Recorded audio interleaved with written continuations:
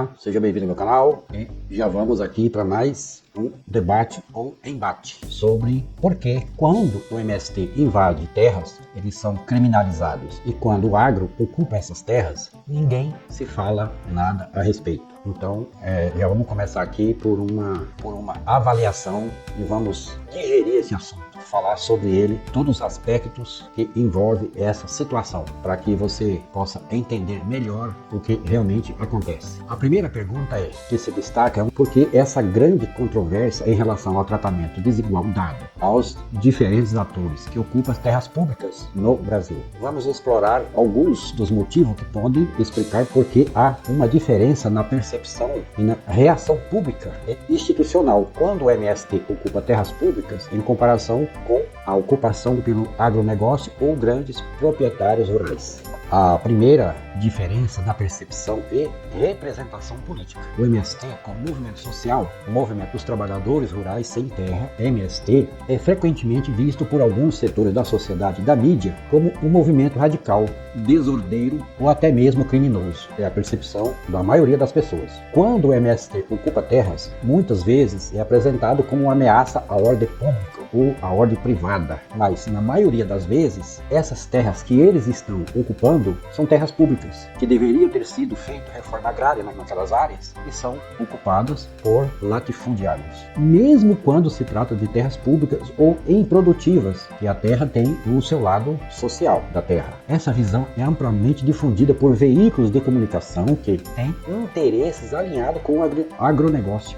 O agronegócio como motor econômico, o agronegócio, por outro lado, é frequentemente apresentado como o motor da economia brasileira. Grandes proprietários rurais têm forte representação política no Congresso e nos governos estaduais, com o poder de influenciar leis, políticas e discurso público. Além disso, o agronegócio é um setor economicamente poderoso que contribui significativamente para o PIB, exportação, geração de divisas, como já falamos em outros vídeos anteriores. Vocês podem pesquisar lá que vão achar uma sequência de vídeo. Vou colocar vídeo 1, 2, 3, 4 sobre esse respeito, para que você possa entender melhor. Como resultado, suas ações, incluindo a ocupação irregular de terras públicas, são frequentemente vistas como com mais tolerância, justificadas como necessárias para o desenvolvimento econômico. Aí vem o segundo ponto, a aplicação seletiva da lei, a criminalização seletiva. Na aplicação das leis no Brasil, muitas vezes é seletiva. E isso se reflete na forma como o Estado lida com a ocupação de terras. O MST é frequentemente alvo de despejos, ações policiais, processos judiciais rápidos quando ocupa terras públicas ou improdutivas. Enquanto grandes proprietários rurais ou empresas do agronegócio que ocupam terras públicas frequentemente conseguem legalizar essa ocupação através de programas de regularização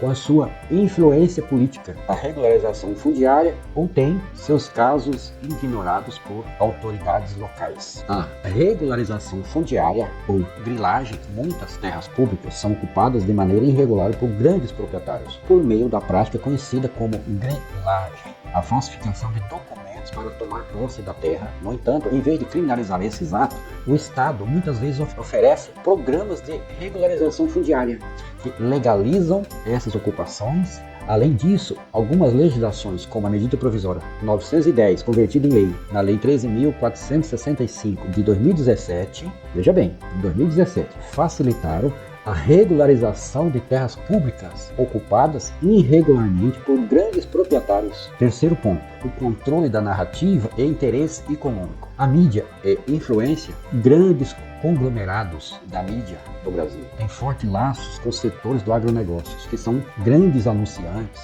e parceiros comerciais. Por isso, há um controle maior da narrativa sobre o que é divulgado. Quando o MST ocupa terras públicas, isso muitas vezes é apresentado como invasão ou ato criminoso. Essa é a narrativa. Enquanto a ocupação de terras públicas pelo agronegócio é menos coberta ou apresentada como uma questão administrativa a ser resolvida. A segunda questão é o lobby político.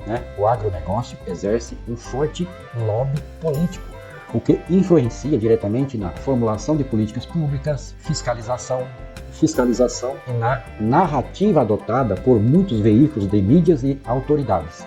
O interesse em proteger os grandes produtores e preservar o modelo de desenvolvimento agrícola e exportador, mesmo que isso implique em desconsiderar ou minimizar a ocupação irregular de terras públicas. Quarto ponto, justificativa do interesse público. O interesse público é geração de riqueza, claro, por eles, né?